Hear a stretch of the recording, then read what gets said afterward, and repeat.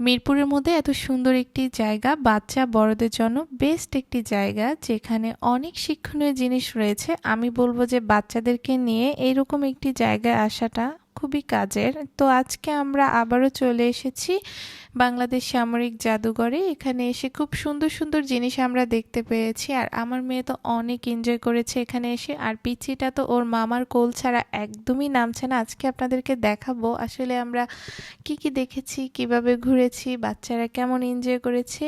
তো আমার তো অনেক বেশি ভালো লেগেছে, কারণ প্রায় সময় এখানে আসি, বাসার খুব কাছেই। আর এখানে আসলে অনেকটাই ভালো লাগে, রিল্যাক্সে সব কিছু ঘোরা যায়, দেখা যায়।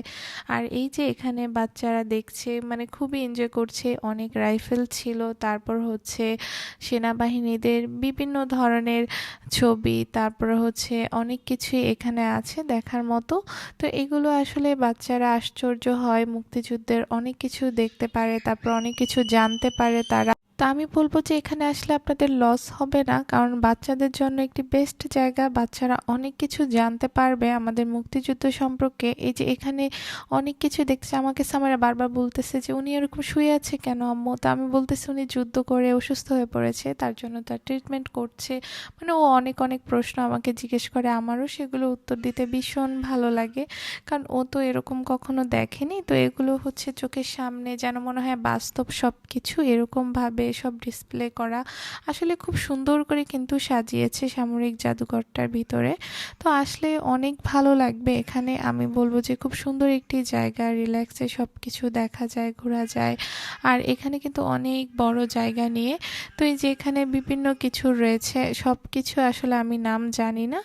এই পাশে হচ্ছে বিভিন্ন ড্রেস, সেনাবাহিনীদের, পুলিশের, তারপর হচ্ছে মানে বিভিন্ন প্রশাসনের লোকদের অনেক কিছুই এখানে রয়েছে। আর এগুলো সব কিছুর নাম জানি না, তার জন্য আমি বলতে পারছি না আসলে। মানে এগুলো আসলে ওখানে লেখা আছে সব কিছুর, মানে বিবরণ সেখানে লিখে দেওয়া আছে। তো এই পাশে হচ্ছে আবার যুদ্ধের ট্যাঙ্কার রয়েছে। এগুলো সামাইরা আমাকে বলতেছে যে এটা কি আম্মু, এটা কি। তা আমি বলছি যে এটা যুদ্ধের সময় এগুলো দিয়ে যুদ্ধ করতো। তো বলে যে এগুলো দিয়ে কীভাবে যুদ্ধ করে। তা আমি বললাম যে এটার ভিতর লুকিয়ে থাকে, এটার ভিতর থেকে গুলি করে। ও মানে জানার খুব ইন্টারেস্ট সব কিছুর, মানে শুধু কোশ্চেন করতেই থাকবে। রিয়েল ভয়েসটা দিলে আসলে আপনারা বুঝতে পারতেন, মানে এত কিছু বাচ্চারা তো কখনো এসব দেখে না। তো এই কারণে আসলে এগুলো দেখানো উচিত সরাসরি, তারা যেন মনে হয় বাস্তব এরকম সব কিছু। আর এত সুন্দর করে ভিতরে সাজানো সব কিছু আমার কাছে তো অনেক বেশি ভালো লেগেছে। এখানে যেমন প্লেনের ইঞ্জিন রয়েছে, মানে বিভিন্ন কিছুর ইঞ্জিন এখানে আছে, হেলিকপ্টারের। তারপরে এগুলো কিন্তু বাচ্চারা দেখতে খুবই পছন্দ করে। আমার পিচ্চিটা তো, ও তো খুবই মানে ইন্টারেস্ট এগুলো দেখার জন্য, খুবই আকর্ষণ করে সে দেখছে, কারণ তারও খুব ভালো লাগছে। খুব সুন্দর লাইটিং সব কিছু করা।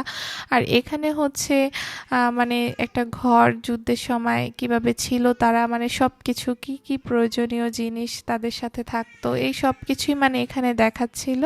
আর ও তো ভীষণ খুশি, সে তো কোলে শুধু বসে আছে, তার কি কষ্ট। আর যারা কোলে নিয়ে হাঁটছে তাদেরই শুধু কষ্ট আসলে, এরকম অবস্থা। তো তারপরে হচ্ছে এত যে বড় জায়গা, মানে আমার হাঁটতে পা ব্যথা হয়ে গিয়েছিল। এখানে হচ্ছে বিভিন্ন দেশের পতাকা। তো সামাইরা বলে আমাকে এতগুলো পতাকা কেন আম্মু, একটাই তো পতাকা থাকে। আমি তখন বুঝেলাম যে সব দেশের পতাকা এখানে রাখা আছে আম্মু, শুধু এক দেশের না। তো এগুলো জানার খুব ইন্টারেস্ট থাকে বাচ্চাদের। তো আমি বলবো যে যারা এখনো আসেন না, আপনারা এখানে আসতে পারেন, ঘুরে যেতে পারেন। আমি প্রায় সময় আমার বাচ্চাদেরকে নিয়ে আসি এই সমস্ত জায়গাগুলোতে, তাহলে অনেক কিছুই তারা জানতে পারে, শিখতে পারে। তো আজকে আমরা যেখানে এসেছি এটা হচ্ছে সামরিক জাদুঘর, আপনার হচ্ছে নব থিয়েটারের পাশেই কিন্তু এটা। তো এখানে আসলে 150 টাকা এন্ট্রি ফি ছিল। বাহিরে ভেলপুরি দেখলাম, ফুচকা দেখলাম, তো আর লোভ সামলাতে পারলাম না, তখন আমরা হচ্ছে এখানে ফুচকা নিয়েছি। সামিরা তো খেতে যাচ্ছে, ও আবার ঝাল একদমই খেতে পারে না, তখন ওকে আইসক্রিম কিনে দিয়েছিলাম। তো পরে ও একবার ভেলপুরি ট্রাই করেছিল। তো আজকের ভিডিওটা এই পর্যন্ত, সবাই ভালো থাকবেন, আল্লাহ হাফিজ।